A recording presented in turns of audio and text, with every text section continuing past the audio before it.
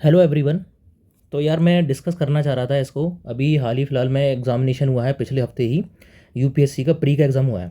तो मैं इसको पहले एनालिसिस करना चाह रहा था, लेकिन क्योंकि मैंने तुरंत की तुरंत एनालिसिस इसलिए नहीं किया था क्योंकि मैं ये देखना चाह रहा था कि मैं इसको पूरा अटैम्प्ट कर लेता हूँ, एक एक क्वेश्चन को देख लेता हूँ, तब मैं उसके बाद जो है इसका एनालिसिस करूँगा। तो अभी मैंने पूरा देख लिया, मैंने पूरा पेपर सॉल्व किया है, मैंने एक एक क्वेश्चन को अच्छे से देखा है। तो अब मैं ये भी बताऊँगा कि हाल अब इसका ये भी बताऊँगा ये जो है ए सीरीज़ का है, और मैं ये भी बताऊंगा इसका लगभग कट ऑफ कितना जा सकता है, इसका कट ऑफ कितना जा सकता है मैं ये भी बताऊंगा। और मैं ये भी बताऊंगा कि पिछले जो लास्ट ईयर जो पेपर आया था उसके कंपैरिजन में जो दिस ईयर जो पेपर आया उसमें क्या मतलब दोनों में क्या कंपैरिजन, मतलब इस बार टफ आया, एवरेज आया, या जैसा भी आया, और मेरा एनालिसिस क्या कहता है। और मैं कोशिश करूंगा कि मैं on average cut off prediction करने की, और मैं ये भी कोशिश करूंगा कि जो भी चीज़ें जो हुई हैं इसको मैं पूरा सॉल्व कर दूंगा। जितने हाँ इंपॉर्टेंट क्वेश्चन जो इस बार नए क्वेश्चन आए हैं उनको ऐड ऑन करने की, मतलब जो भी इसने यूपीएससी ने इस बार पूछे हैं मैं सारा सॉल्व करने की कोशिश करूँगा। ब्रीफ दूंगा, बहुत ही अच्छा एनालिसिस होगा, एक बार पूरा वीडियो देखना, ठीक है।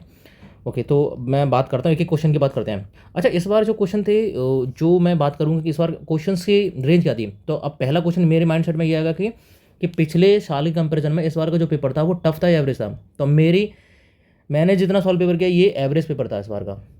एवरेज का मतलब है ना तो ये टफ साइड में जाएगा ना ही इजी वे में जाएगा, और लास्ट ईयर से थोड़ा सा मतलब कम ही टफ आएगा, मतलब लास्ट ईयर ज़्यादा टफ था। इस बार का पेपर हाँ इसमें कुछ फैक्ट पूछे गए, फैक्ट क्वेश्चंस थे।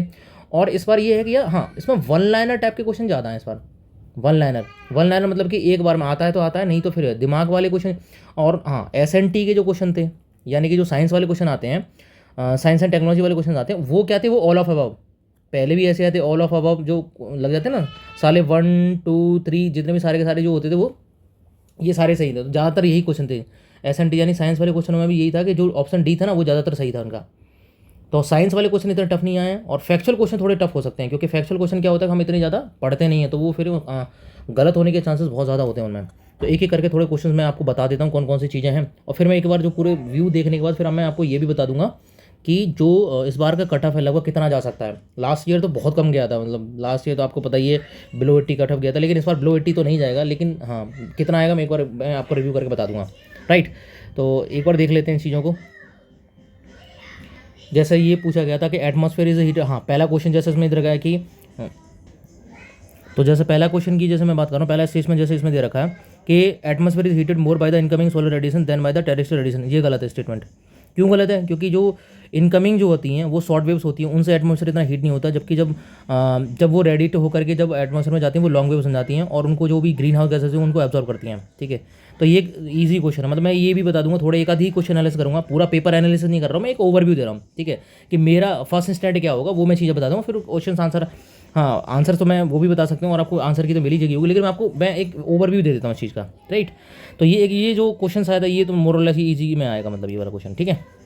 सेकंड क्वेश्चन जैसे अंदर का कि थिकनेस ऑफ एटमॉस्फेयर, ये equator is much greater compare to the poles, ये भी सही बात है, ऊपर तक चली जाती है, ये दोनों ये भी इजी क्वेश्चन में आएगा ये वाला भी। मतलब थिकनेस पूछ रहा है कि एटमॉस्फेयर जो ट्रोपोस्फियर होता है, जैसे ये हमारी अर्थ है तो ट्रोपोस्फियर यहाँ पे होता है, ट्रोपोस्फियर यहाँ पे होगा, ठीक है। तो ये कह रहा है कि इक्वेटर पे कैसा होता है, इक्वेटर पे जो होती है वो लेंथ ज़्यादा होती है, मतलब हाइट ज़्यादा, ट्रोपोस्फियर की हाइट ज़्यादा होती है और यहाँ कम होता है, ठीक है, क्योंकि हीट ज़्यादातर जाती है ऊपर, ठीक है। तो ये ठीक है, ये भी क्वेश्चन ठीक है। ये पूछा जाता है कि वॉल्केनो से कौन से eruption, ये भी मैंने कहा था एसएनटी के जो क्वेश्चन आएंगे ऑल ऑफ अबव। अब जिसमें ये पूछा कि ये कह रहा है कि वॉल्केनिक eruption से कौन कौन सी चीज़ें निकल सकती हैं, ये भी निकल सकता है, ये भी निकल सकता है। भाई आप देख थोड़ी आए वहाँ पे वॉल्केनो से कितना निकल, कुछ भी निकल सकता है, मान लो 0.1001% निकल रहा हो वो चीज़, है ना।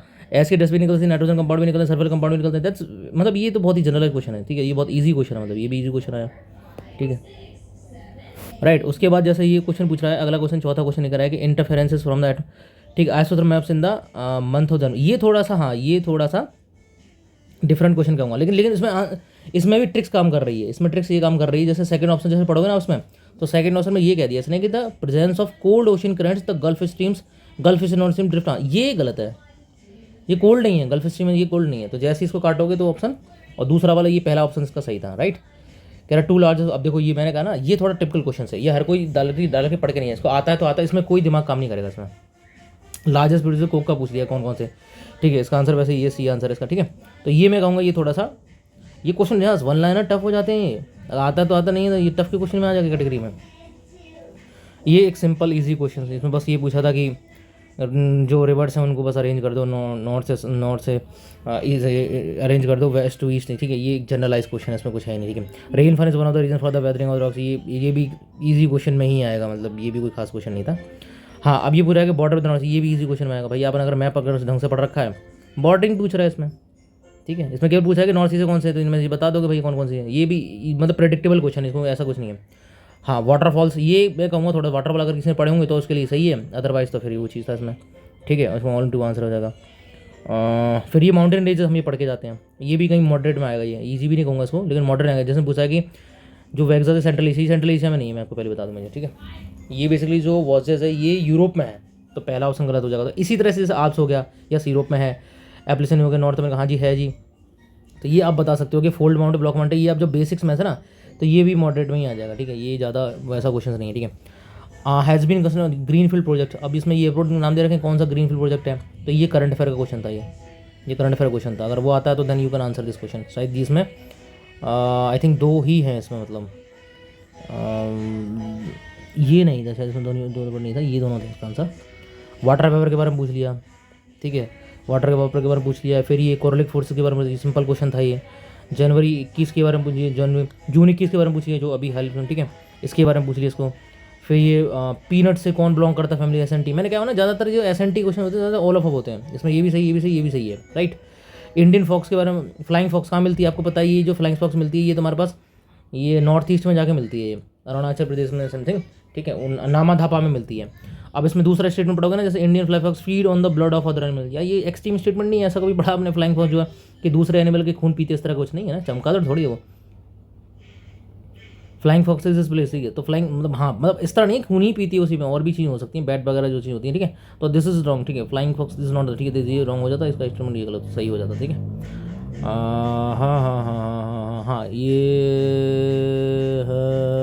Okay okay right, okay. और भी बताता हूँ मैं आपको, ये वर्ल्ड, ये भी हाँ करंट अफेयर से क्वेश्चन सॉल्व हो जाता था।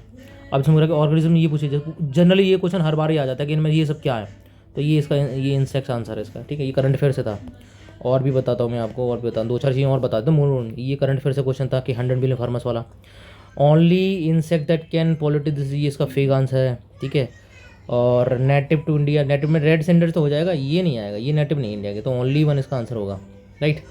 डिस्ट्रीब्यूट एनर्जी रिसोर्सेज पूछा, इसमें से कौन से, ये सारे ही हैं, ठीक है। मैंने काफ़ी एनालिसिस करा इसका, मैं बताऊँ वही तो करूँ मैं। Total fertility rate in the economy is defined as the, इसका ये average number of the live birth woman, इसका ये आंसर है। और क्या पूछ रहा है, right, which of the following is the exhaust type emissions from the fuel cell electric vehicle powered by hydrogen. अब हाइड्रोजन से एग्जॉस्ट में क्या निकलेगा, वाटर वेपर ही तो निकलती है। जब H2O जो है, जब CO2 के साथ मिक्स करके वाटर बनाता है तो एग्जॉस्ट, तभी तो कहते हैं कि पॉल्यूशन नहीं करता ये। हाइड्रोजन की जो बैटरी, जो हाइड्रोजन जो फ्यूल यूज इस्तेमाल होता है वहाँ पे, तो ये पॉल्यूशन नहीं कर सकते हम, क्योंकि वाटर वेपर दे रहा है उसमें एग्जॉस्ट में, कोई नाइट्रोजन और सल्फर का तो कंपाउंड निकल नहीं रहा उसमें, राइट।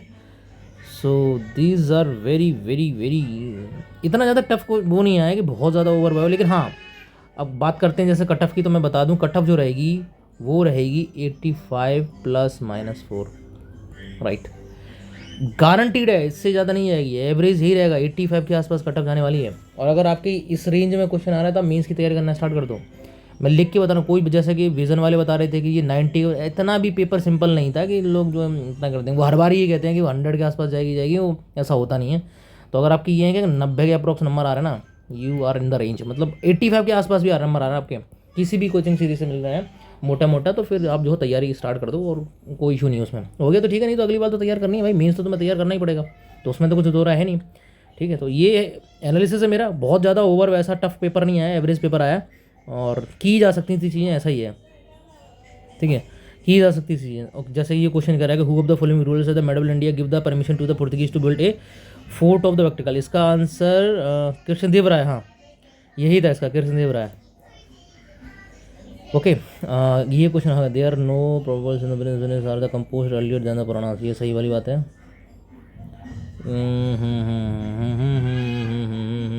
हाँ जैसे ये क्वेश्चन है इसमें करके, India is a member of International Green Council, ये अच्छी बात है। A country need to be the member of International Green Council for the exporting import, ये एक्सट्रीम स्टेटमेंट नहीं है कि इसका पार्ट होना पड़ेगा तभी आप एक्सपोर्ट और इम्पोर्ट कर पाओगे, ऐसा थोड़ी होता है। तो इसका आंसर ये ओनली बना जाएगा, ठीक है। Okay okay okay okay okay okay. अब ये करें कि असेंबली के ये बिफोर डॉक्टर राजेंद्र प्रसाद बाबू हुआ करते, सी राजगोपालाचारी हुआ करते, बीरवान करते, सच्चिदानंद सिन्हा, इसके यही थे राजगोपालाचारी, डॉक्टर सत्यनारायण सिन्हा, ठीक है। अब ये पूछ रहा था कि इंटेंजिबल कल्चर है जो सबसे लेटेस्ट में हुई थी, तो ये था गरबा डांस, राइट। और क्या है, और क्या पूछ रहा है, ये टफ क्वेश्चन था यार, ये पता नहीं क्या था, ये बुद्धिस्ट मॉन्क जो थे करे थे, ये भाई किसी को आता है तो आता है, बट ये क्वेश्चन अटेम्प्ट नहीं कर रहे होते इस तरह क्वेश्चन, राइट। और भी सारी चीज़ें हैं, ठीक है।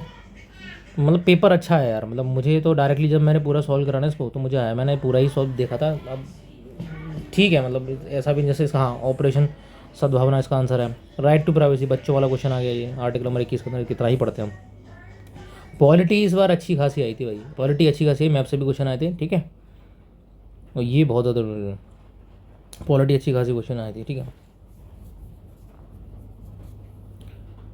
बस यही मेरा एनालिसिस है, बस यही है कि ज़्यादा कट ऑफ जाएगी नहीं, एवरेज पेपर है, मतलब ना टफ है ना बहुत ज़्यादा सिंपल है। हाँ पिछले साल की कंपैरिजन में मतलब ये थोड़ा सा इजी वे में कहेंगे इसको, ठीक है। तो मैंने बोला ना, अगर आपके मार्क्स जो हैं, अगर आपके मार्क्स 85 ±4 की रेंज में हैं तो just go for the mains बड़ी, just go for the mains, ठीक है। तैयारी करते रहिए, ये सब चीज़ें। और ज़्यादा टाइम मिलेगा नहीं आपको, 3 से 4 महीने होते हैं, अगर आपने पहले चीज़ें कर रखी हैं तो बहुत सही है, ठीक है। और करते रहिए, ठीक है। तो यही मेरा एनालिसिस है, ठीक है, ओवरऑल ये एनालिसिस। बाकी हाँ, ये इसका सॉल्यूशन वगैरह कैसे करना है ये सब चीज़ मैं करते रहूँगा। और मेरे को जो यार PCS की भी बहुत सारी चीज़ें लेके आनी है, वो सारी, ठीक है, इनिशिएटिव वो भी मैं लेके आऊँगा, ठीक है। बहुत ज़्यादा यार मेरे को जितना टाइम मिलता है मैं उसमें से चीज़ें बना लेता हूँ, ठीक है। अभी थोड़ा सा वही है कि मैं अपने काम में भी बहुत ज़्यादा बिजी चल रहा था, इसलिए बहुत ज़्यादा वीडियो नहीं बना पाता हूँ, लेकिन हाँ ये है कि मैं इसको रेगुलराइज करने की कोशिश करूँगा, ठीक है। ओके थैंक्स, मिलते हैं अगली वीडियो में।